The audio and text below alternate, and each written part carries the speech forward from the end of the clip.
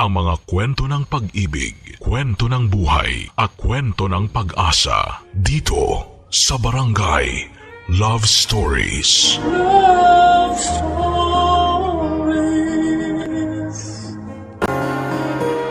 Marami sa atin ang mapagsamantala sa kahinaan ng iba, lalo na kung ito'y may kinalaman sa pamilya.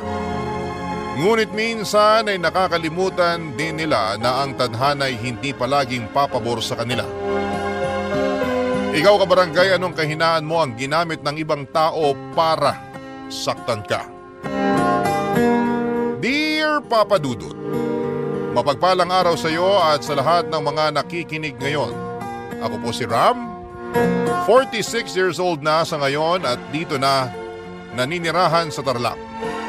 Mahigit isang dekada na ako nagtatrabaho bilang land surveyor.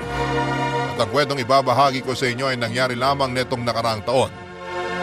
Hindi po ako umiinom ng alak pero meron po akong matinding bisyo. At yon ay ang pagsasabong. Nagsimula lang ako sa pagtutupada na may maliit na pamusta hanggang sa maging passion ko na ang pag-aalaga ng mga panabong na manok na nilalaban ko naman sa malalaking sabungan. Maswerte kasi ako sa sabong. Noong sunod-sunod ng naging panalo ko ay nagawa ko ng makabili ng pangarap kong sasakyan at nakabili na rin ako ng lupang ginawa kong manukan. Sobrang saya ko noong naramdaman ko na malayo na ako sa napakahirap na sitwasyon ko noon. At nang nakaluwag-luwag na ako sa buhay ay hinanap ko ang mga kapatid ko, Papa Dudut. Nagkawatak-watak kasi kami noong naglayas ako. Noong naglayas ako ay napadpad ako sa Maynila. Kung ano-anong trabaho ang pinasok ko para makasurvive at mapanindigan na kaya kong mabuhay ng mag-isa. Nang matanggap ako bilang panadero sa isang malaking bakery ay natuwa sa akin yung mag-asawang may-ari kaya kinupkop nila ako at pinag-aral. Itinuring din nila ako bilang tunay na anak kahit na may mga anak na sila ng panahong yon. Ang kaso nung nakatapos na ako ng pag-aaral ay magkasunod naman silang pumanaw. Hindi ko na po idedetalye kung paano ko nahanap ang mga kapatid ko pero noong nagkita-kita na kami, hindi ako nagdalawang isip na tulungan din silang makabangon sa buhay kahit paunti-unti noong nakakaangat na ako. Kinuha ko ang kapatid kong si Ellie para pag-aralin dahil siya lamang ang nakita ko noon na porsigidong makatapos ng pag-aaral. Nang mabalita ng tatay ko na maganda na ang buhay ko ay gumawa siya ng paraan para makausap ako. Nakiusap siya na kung pwede ay kunin ko na lamang siyang tagabantay sa manukan ko para magkaroon siya ng trabaho. Kahit galit pa rin ako sa kanya ng mga panahong yon, ay pinagbigyan ko pa rin siya, Papa Dudut. Kung tama man o mali ang naging desisyon ko, ay hindi ko na yon inisipan noon, Papa Dudut.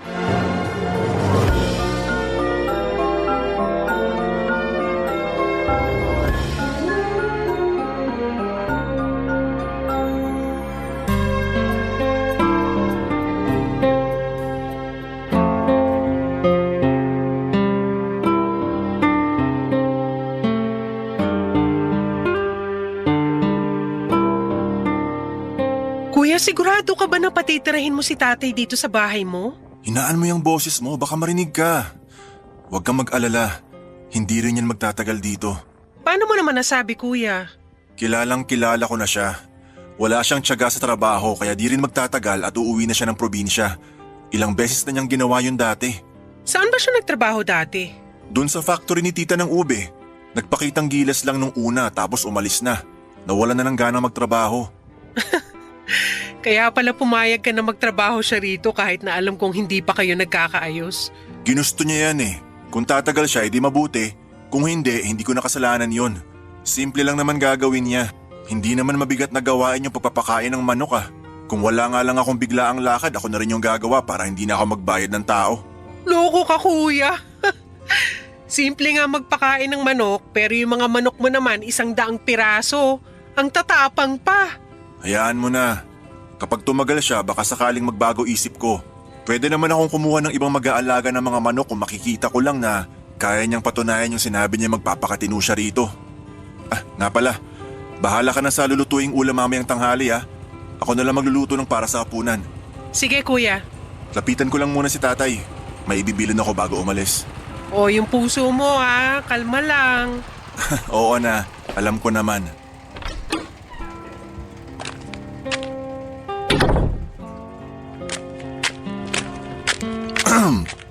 Tay, napakain na ba lahat ng mga manok?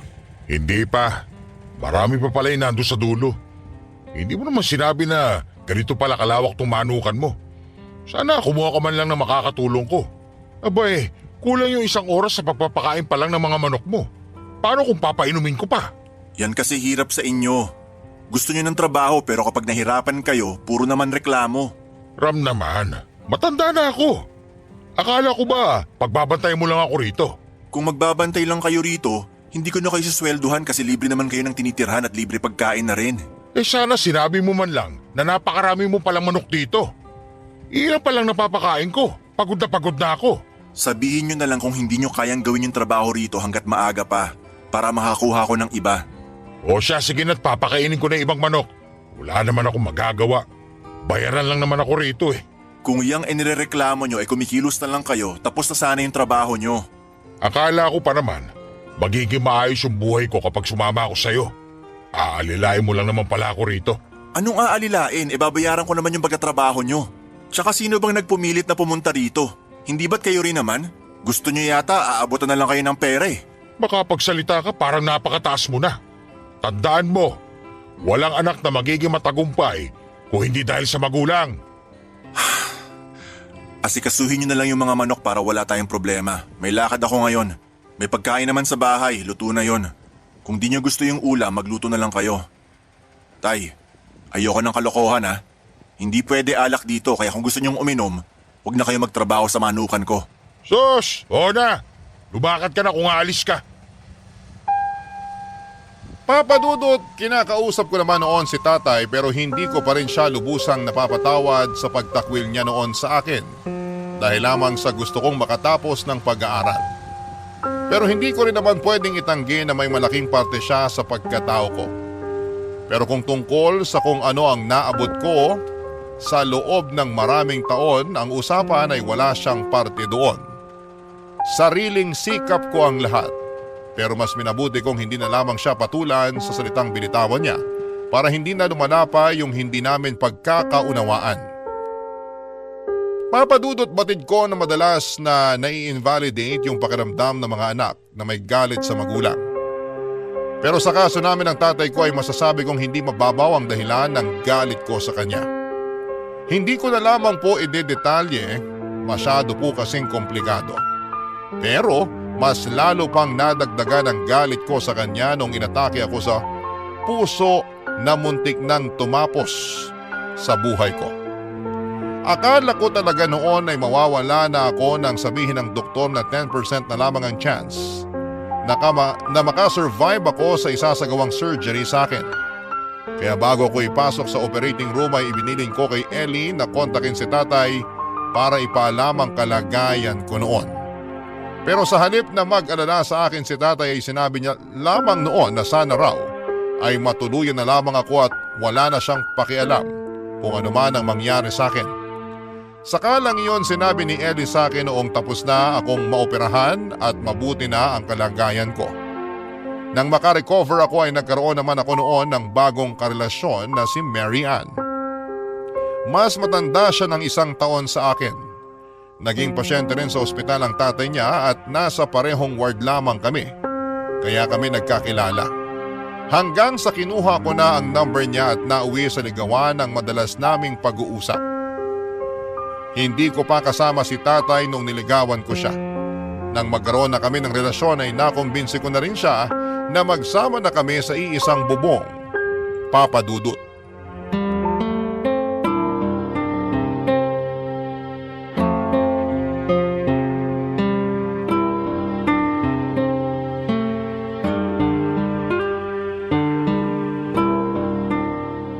Ang ganda mo naman ate.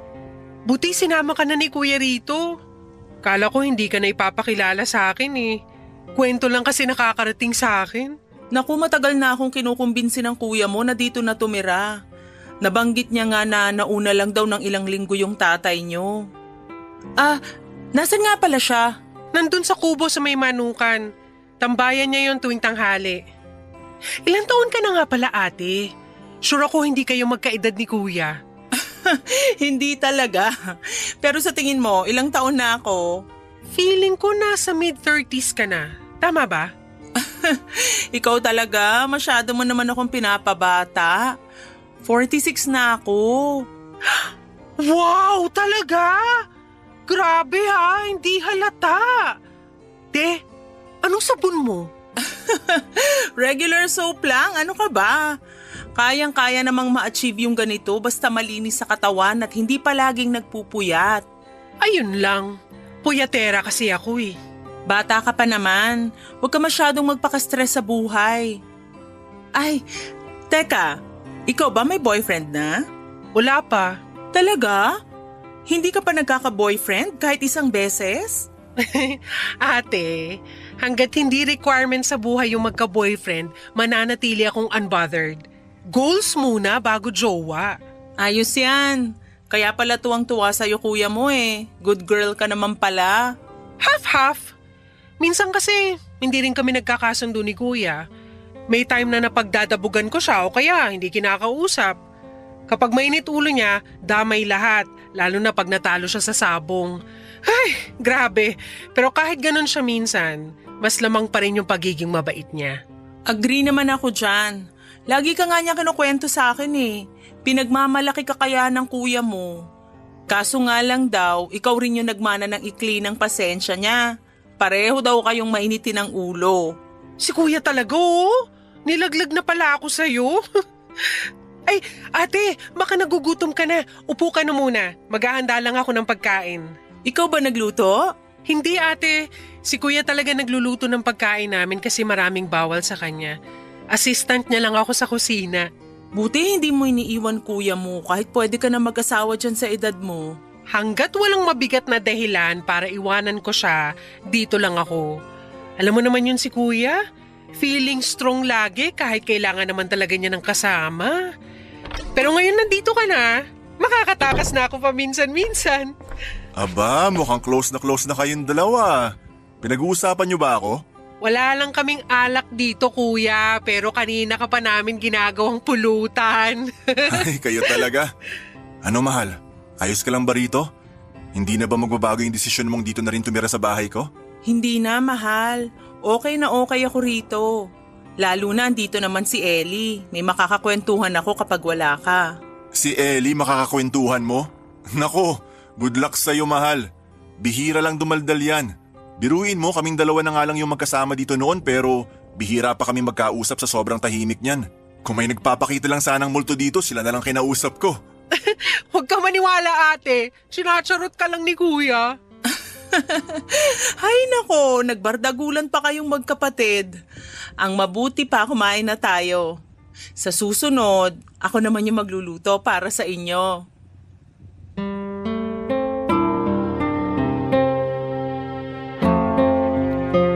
Papadudot mula nang dumating si Mary Ann sa bahay ay medyo nabawasan na yung tensyon sa pagitan namin ni tatay. Siya kasi ang gumagawa ng paraan para magkausap kami ng tatay ko. Lalo na kapag sabay-sabay kaming kumakain. Napansin ko rin noon na mabilis lamang silang nagkasundo.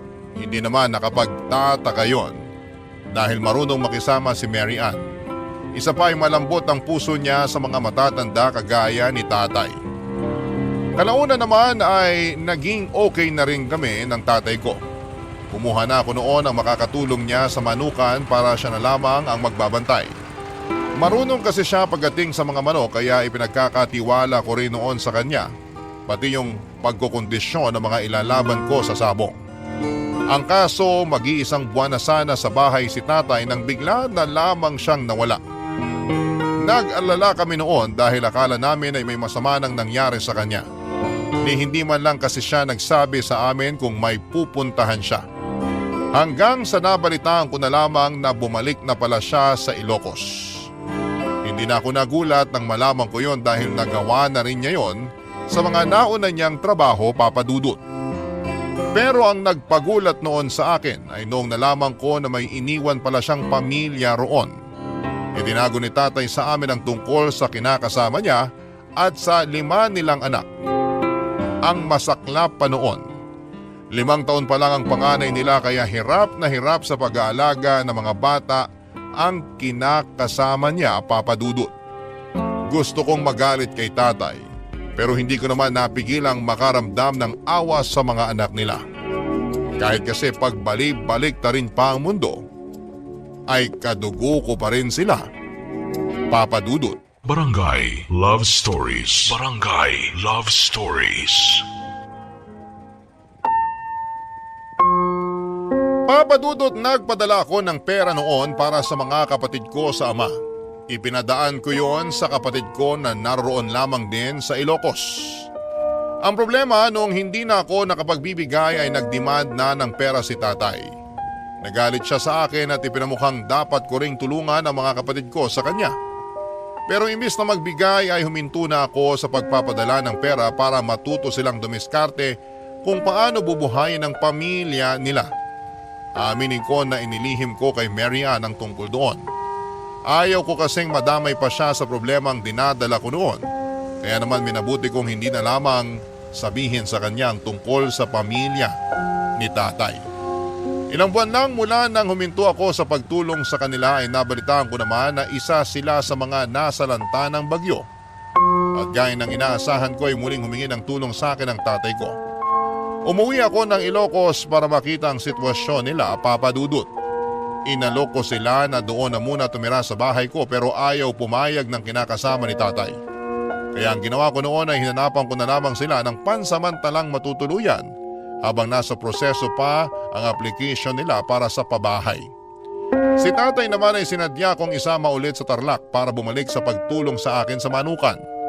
Kumuha na ako noon ang makakatulong niya para hindi siya mabigatan sa gawain. Buwanan ko siyang sineswelduhan para may maipadala siya sa pamilya niya. Mahigpit ang usapan namin na hindi siya pwedeng basta-basta na lamang umuwi. Pero ang hindi niya alam ay ginawa ko talaga yon para mailayo siya ng pansamantala at hindi na madagdagan pa ang anak nila, Papa Dudut.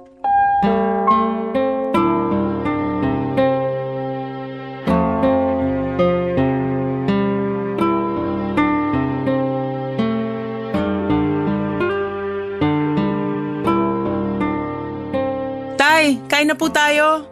Si Ram at Ellie, nasaan? Si Ram po may pinuntahan lang. Baka mamaya lang andito na yon.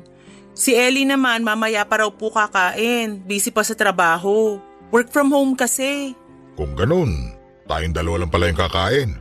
Naku, sayang. Dami mo pa naman yatang niluto at mukhang masasarap pa.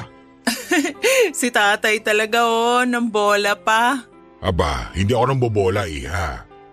Mula nga nung dumating ka rito palagi nang napaparami yung kain ko. Mukhang mananaba ako dahil sa'yo. Mabuti nga po yun kasi ang payat-payat nyo na. Kumain lang po kayo ng kumain. Kapag may gusto kayong ipaluto, sabihan nyo lang ako. Napakaswerte talaga sa'yo ng anak ko. Maswerte rin naman po ako sa kanya. Mabait si Ram sa responsableng kinakasama. Sana nga po magpakasal na kami Hindi ka ba nagsiselo sa mga katrabaho niyang isinasama niya rito minsan?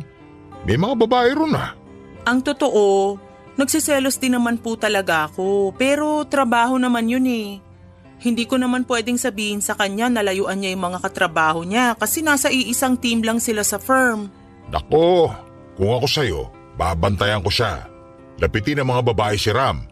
Baka magulat ka na lang, hindi na pala ikaw yung karelasyon niya. Ano pong ibig niyong sabihin? Wala naman. Masyado lang kasing lapitin ang mga babae si Ram. Pero naikipaglapit din naman siya, kaya siya nilalandi. Si tatay talaga Friendly lang talaga si Ram. Wag na po nating pag-isipan ng masama yun. Hindi ko naman siya pinag-iisipan ng masama. Sinasabi ko lang sa iyo yung mga napapansin ko sa kanya. Anak ko si Ram. Hindi ko siya gustong sira sa ibang tao. Lalo na sa iyo na mapapangasawa niya. Buo ang tiwala ko sa anak niyo, tay. Kaya hindi basta-basta masisira yon. Wala ka na bang naging karelasyon bago si Ram? Meron po, sobrang tagal na. Mga 5 taon na po. Talaga? Natiis mo na hindi ka nadiligan sa loob ng 5 taon? Oh, ayos ka lang? Ayos lang po ako. Nagulat lang ako sa tanong nyo. Mabuti nang diretsahan yung tanong. Pero wala naman sigurong masama ron, di ba? Karapatan ko rin namang kilalanin yung mapapangasawa ng anak ko. Hindi ko naman po minamasama yung tanong nyo. Pasensya na tay, nabigla lang po talaga ako. Ayos lang. Pero ano nga bang sagot mo ron? Hindi po ba masyadong personal yun? So, ikaw naman. Tatay mo na rin naman ako kahit hindi pa kayo ikinakasal ni Ram. Wag nyo na pong alamin yun tay. Kayo talaga. Kain na lang po tayo. Gusto ko lang naman malaman. Sa nakikita ko kasi sa'yo, mukhang matino ka namang babae. Pero malay ko ba, baka nasa loob ang kulo mo. Po? Kinikilatis lang kita ng mabuti. Ano nga palang trabaho mo? Sa ngayon po, wala na akong trabaho. Kasi pinag-resign ako ni Ram nung nagdesisyon siya na magsama na kami. Bakit? Ano bang trabaho mo dati? Teller po ako sa bangko. Matagal na po ako ron kaya naisip ko na okay lang din kung mag-resign na ako. Sabi po kasi ni Ram mas maganda kung magnenegosyo na lang kami. Nako, magnenegosyo kayo? Dapat tigilan muna ni Ram yung pagsasabong. Malas sa negosyo yung sugal. Marunong naman po humawak ng pera si Ram. Yun ang akala mo. Baka magulat ka na lang na wala na siyang pera pagdating ng araw. Kilala ko yung anak ko. Hindi ka dapat nagpapadikta sa kanya. Kung ganun, marami pa pala akong hindi alam tungkol kay Ram. Oo, kaya kung ako sa'yo, kilalanin mo muna siya ng mabuti bago kayo magpakasal. Kung may gusto kong malaman, magtanong ka lang sa akin. Marami akong alam. Sige po, buti na lang andyan kayo. Salamat tay ha, kahit di niyo ako anak, patas niyo akong tinatrato. Aba, syempre naman. Ang totoo nga niyan, kaya kong gawin kahit ano para sa'yo eh. Hay nako tay, mukhang sa inyo nagmana si Ram. Ganyan na ganyan din po yung linyahan niya. Pero mas magaling ako sa kanya.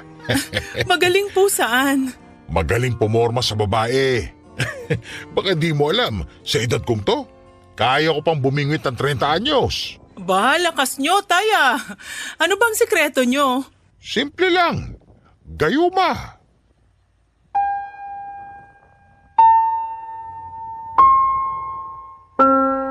Papadudot, kararating ko lamang noong araw na yon pero hindi ako natuloy sa pagpasok sa bahay dahil narinig kong nag-uusap sina Tatay at Mary Ann.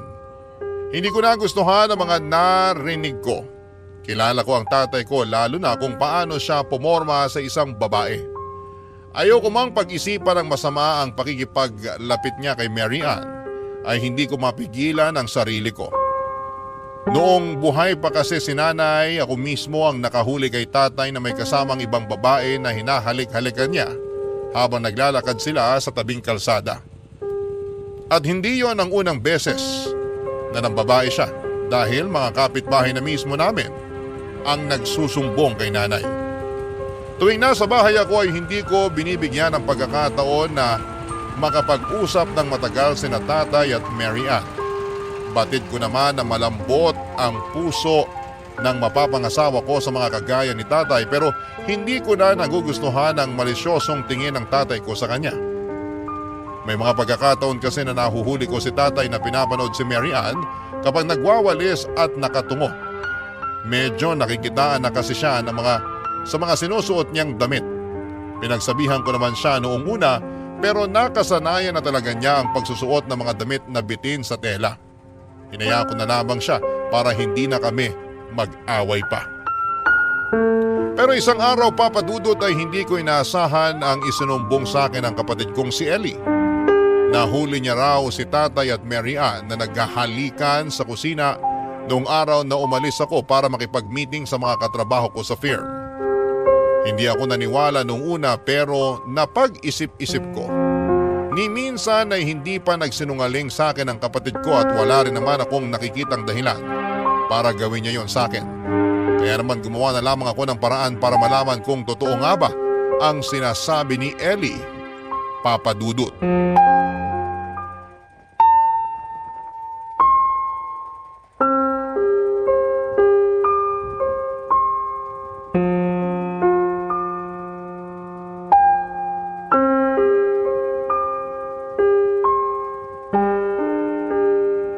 O ano, iniwan ka na naman ni Ram.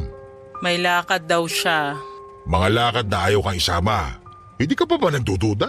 Dati naman naiintindihan ko yung mga ganong lakad niya eh. Pero pagkatapos kong malaman yung mga kwento niyo tungkol sa mga babae niya, Siguro naman ngayon, gising ka na sa katotohanan. Hindi kayo bagay ng anak ko. Isang malaking siraulo yun. buti na lang nandyan ka para sa akin. Ginagawa mo lahat ng hindi kayang gawin ng anak mo. Pera lang naman yung kulang sa akin. Pero lahat, kaya kong gawin para sa'yo. Sana ikaw na lang yung naging mapera sa inyong dalawa. Pinapahirapan ka pa niya sa pagbabantay ng manukan. Dapat pinatatrabaho na lang niya sa iba eh. Sinabi mo pa. Dapat nga, nagpapahinga na lang ako ngayon. Pahila-hilata na lang. Pero hindi. Masyadong walang puso yung anak kong yun. Masyadong mayabang porket nakapagtapos ng pag-aaral. Kala mo pa kung sinong kagalang-galang sabongero naman. Hayaan na natin siya. Huwag na natin siyang pag-usapan. Bakit naman? Naiinis lang kasi ko lalo sa anak niyo. Sus, ikaw naman. Bakit kasi naaapektuhan ko pa sa mga pambabaliwala ni Ram nandito naman ako. Ako nang bahalang pumuno sa mga pagkukulang niya. Kung magpapatuloy itong namamagitan sa atin, hindi ba dapat hiwalayan ko na siya? Huwag muna. Napapakinabangan pa natin siya. Tsaka nag-iingat naman tayo eh. Mas gusto mo ba na lagi na lang tayong kinakabahan tuwing may ginagawa tayo rito sa bahay? Paano kung makita tayo nung isa mo pang anak tapos magsumbong yun kay Ram? Napaka-loyal pa naman ni Ellie sa kuya niya. Subukan niya lang magsumbong. Dudugo yung uso niya sa kamao ko. Grabe ka naman. Hindi mo naman kailangang saktan si Ellie. Hindi yun matatakot sa akin kung hindi ko sasaktan. Hay nako, kumain na lang tayo. Ayoko nang sakitan na yan. Di na tama yung ganyan eh. Hindi mo kailangan maging mabait kay Ellie. Kapag nalaman mo na may relasyon tayo, kahit kausapin mo pa siya, makakarating pa rin yun kay Ram. Sa bagay, may punto ka. Sige, ikaw nang bahala kay Ellie. Basta labas ako sa gagawin mo sa kanya, ha? Oo naman, hindi kita itadamay. Basta tandaan mo, kapag pwede na tayo magsama, wala na sila magiging lugar sa buhay natin. Kailan pa ba kasi mangyayari yun? Naiinip na ako. Konting tiis na lang. Sa ngayon, magpagamit ka na lang muna kay Ram para makumbisi siya na mahal mo pa rin siya. O sige. Yan, ganyan yung gusto ko. Sunod agad. Nga pala, kapag aalis si Ram at matatagalan sa pagbalik, sabihan mo ko kagad. Miss ko nang makipaglabing-labing sa'yo. Ikaw talaga, masyado kang mahilig. Pero sige, sasabihan kita agad. Kunwari ka pa, ikaw rin naman. Kaya nga bagay tayo, hindi ba? Dami mong sinasabi. Kumain na lang kaya tayo. O sige. Nga pala, pwede ba akong magpamasahe mamayang gabi? Ha? Nandito na nun si Ram. Hintayin mo siyang makatulog. Tapos pumunta ka rin sa kubo mamaya. Sige, gagawa ko ng paraan mamaya para makatulog agad si Ram. Kung pwede nga lang sana, doon ka na rin matulog eh. Alam mo namang hindi pa pwede. Baka mamaya mapatay tayo ni Ram kapag nahuli niya tayong magkasama. Eh di, mas galingan pa natin sa pagtatago. Papadudot yun ang usapang narinig ng kapatid kong si Ellie.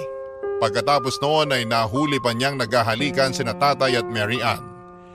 Iniisip ko pa lang na may namamagitan sa kanilang dalawa ay halos masuka na ako sa pandidiri sa kanila. Pero higit sa lahat ay galit ang nararamdaman ko para sa kanilang dalawa, Papadudot. Tinulungan ko si Tatay pati ang pamilya niya pero hindi ko akalain na siya rin pala ang ahas na tutuklaw sa akin.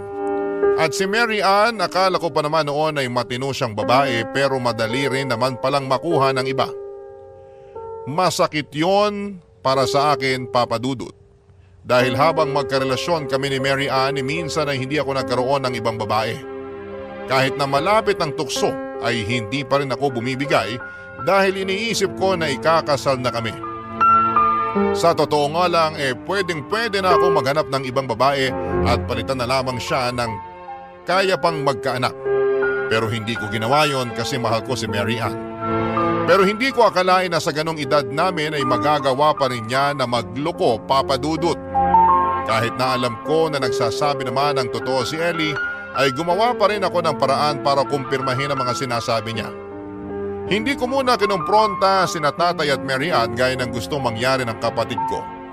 Naghintay ako ng tamang panahon hanggang sa mabuo sa isipan ko ang isang plano. Papa Dudut, sinabi ko kay Mary Ann na mawawala ako ng ilang araw dahil may titingnan kaming lupa sa Iloilo. Pero ang totoo ay hindi naman talaga ako aalis dahil gusto ko lamang silang hulihin sa akto na may ginagawang kalokohan sa bahay habang wala ako. Barangay Love Stories. Barangay Love Stories. Papa Dudut, matapos kong umalis sa bahay ay bumalik din ako kinagabihan. At pagpasok ko noon sa kwarto namin ni Mary Ann ay naabutan ko sila ni Tatay na may ginagawang kamunduhan. Sa tindi ng galit ko noon ay pinalayas ko silang dalawa, Papa Dudut. Hindi ko na inisip kung may pera ang tatay ko nang umalis siya. Hindi ko kasi akalain na magagawa nila yon sa akin at doon pa sila mismo gagawa ng kalokohan sa kwarto namin ng babaeng sana'y mapapangasawa ko na. Papa Dudut, sinubukan namang humingi ng tawad ni Mary Ann pero hindi ko na siya pinagbigyan. Malinaw ang ginawa niyang panloloko sa akin at hindi ko yon kayang palampasin. Isa pa ay dinahilan niya noon na ginagayuma lamang siya ng tatay ko kaya nagkaroon sila ng relasyon. At noong alam ko nang may namamagitan sa kanila, saka lamang daw siya bumalik sa huwisyo. Siyempre, Papa Dudut, hindi ko pinaniwalaan ang dahilan niya dahil para sa akin ay isang malaking kalokohang ginagayuma siya ng tatay ko. Ginusto niya na may mangyari sa kanila at mas lalong ginusto niya na magkaroon ng relasyon sa isang taong para na rin niyang ama. Ilang buwan mula nang palayasin ko si tatay ay nakarating naman sa akin ang isang masamang balita.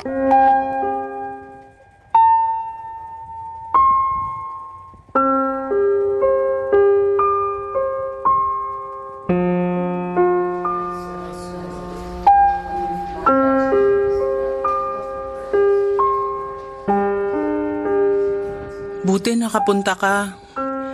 Salamat sa tulong mo. Ginawa ko lang to kasi magulang ko pa rin si tatay. Pero hindi ibig sabihin nun napatawad ko na kayo sa ginawa niyo sa akin. Maniwala ka, hindi ko naman talaga mahal yung tatay mo. Nadala lang ako sa pinapakita niyang malasakit sa akin. At anong tingin mo sa ginagawa ko sa'yo? Hindi pa ba malasakit yon? Kulang pa ba? Hindi naman sa ganun, pero minsan kasi nararamdaman ko na parang hindi na ako mahalaga sa'yo. Kahit minsan hindi mo ako sinama sa mga lakad mo. Seryoso ka ba? Alam mo naman kung gaano ka-importante yung mga lakad ko, di ba? Hindi naman ako kung saan-saan lang pumupunta, Mary Ann. Para sa trabaho yon at hindi kita pwedeng isama kasi may mga pinag-uusapan kaming confidential. Mahirap bang intindihin yun? Gusto ko lang namang maramdaman na parte pa rin ako ng buhay mo. Kailan ko ba yun hindi na iparamdam sa'yo? Kahit nga pagod na ako sa trabaho, naglalaan pa rin naman ako ng oras, di ba? Eh ano yung sinasabi ng tatay mo na may babae ka? Yan kasing hirap sa'yo eh. Masyado ka nagpapauto kay tatay. Natural, krusonada ka niya. Kaya bibilugin niya yung ulo mo para masira yung tiwala mo sa akin. Pero lagi kang may kasamang mga babae sa trabaho mo. Ikaw na mismo nagsabi, trabaho, di ba? Ano sa tingin mo yung gagawin namin sa oras ng trabaho? Marunong ako makisama. Pero alam ko kung paano ihiwalay yung trabaho sa personal kong buhay. Kaya kahit maghubad pa sila sa harapan ko, ikaw pa rin yung iniisip ko. Kaya lumalayo ako sa tukso. Pero wala eh. Nagpaloko ka sa tatay kong babaero na noon pa.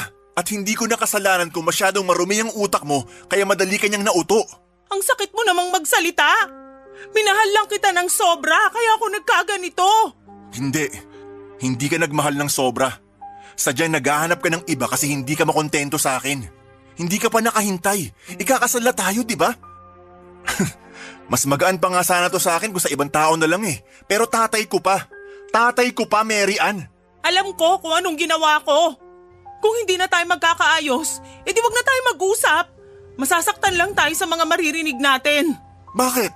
Ayaw mo bang marinig mula sa akin kung gaano kakaruming babae? Tatay ko pinatulan mo. Ano bang nakita mo sa kanya? Wala. Paanong wala? Nagkarelasyon nga kayo. Kung ano man yung nagustuhan ko sa kanya, hindi mo na yung kailangan pang malaman. Kung ayaw mo na sa akin, kawalan mo yon. Ibang klase ka rin eh, no? Ikaw na yung nagkamali, ikaw pa yung mayabang ngayon. Sa ginagawa mo ngayon, hindi ka pa ba nagyayabang? Nakakaulo umay kang kausap? Dahil ginusto mo yung pakikipagrelasyon mo kay tatay, sige, panindigan mo. Kahit may pamilya nang naghihintay sa kanya sa Ilocos. Ha? Anong sinabi mo? Oo, may pamilya na siya.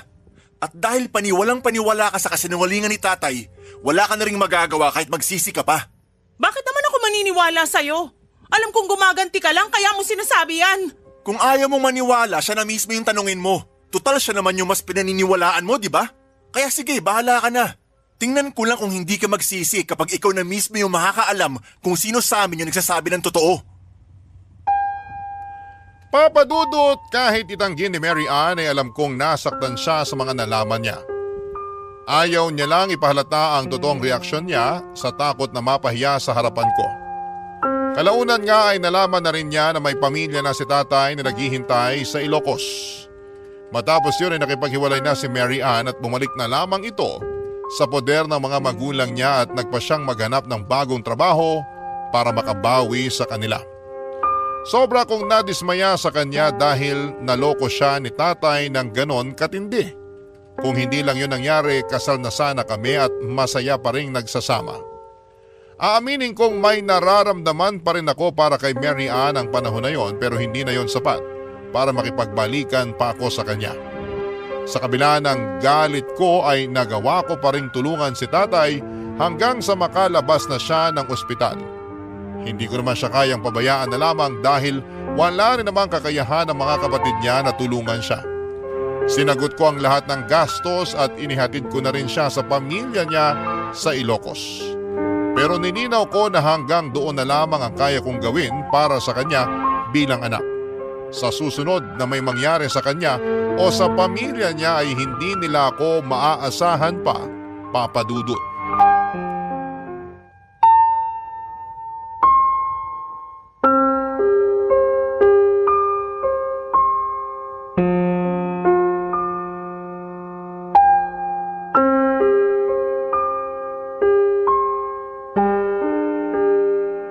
Anong ginagawa niyo rito?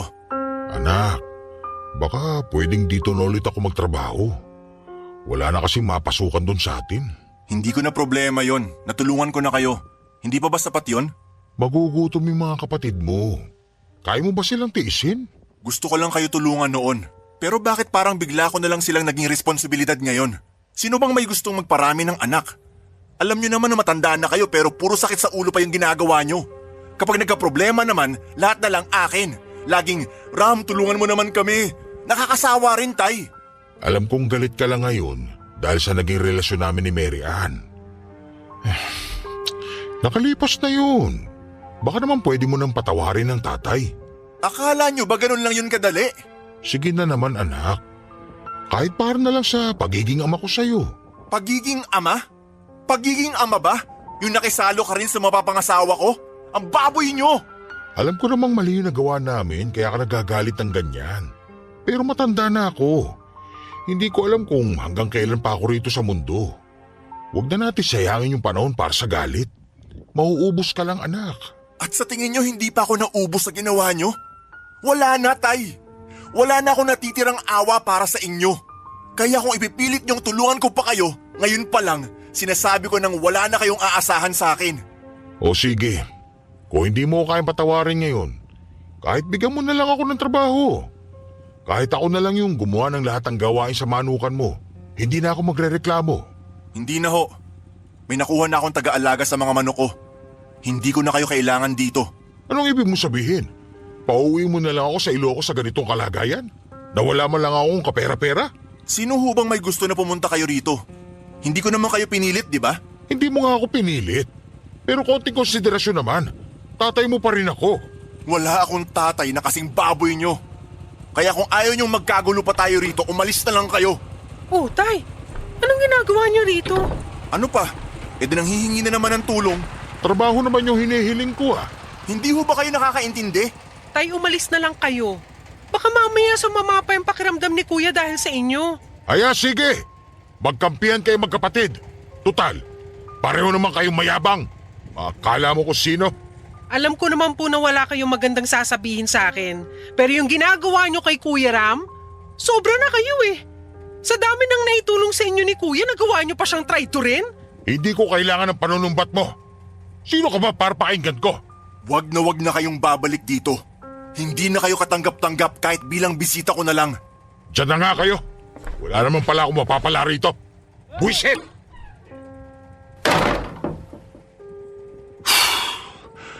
Pasuyo nga ng tubig, Ellie. Parang tumaas na naman bibi ko kay tatay. Ang kapal na mukha niyang pumunta pa rito. Kumalma ka muna, Kuya. Huwag ka na magpakagalit ng sobra. Baka kung mapaano ka pa eh. Wait lang ha, kukuha ako ng tubig mo. Malamig ba yan?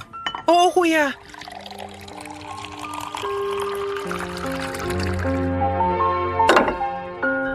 Oh, okay na ba to? Kapag kulang pa, kukuha na lang ako ulit. Ayos na to. Salamat. Nga pala, Kuya. Tumawag si Ate Mary Ann sa akin kahapon.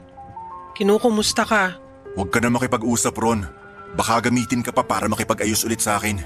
Pagod na ako sa mga kagaya niya. Pasensya ka na, Kuya. Kung nandito lang ako kanina, hindi ko na sana pinapasok si tatay para hindi na kayo nagkasagutan. Hayaan mo na yon. Basta ayoko na siyang makita. Mula sa araw na to, hindi ko na siya kinikilala bilang ama.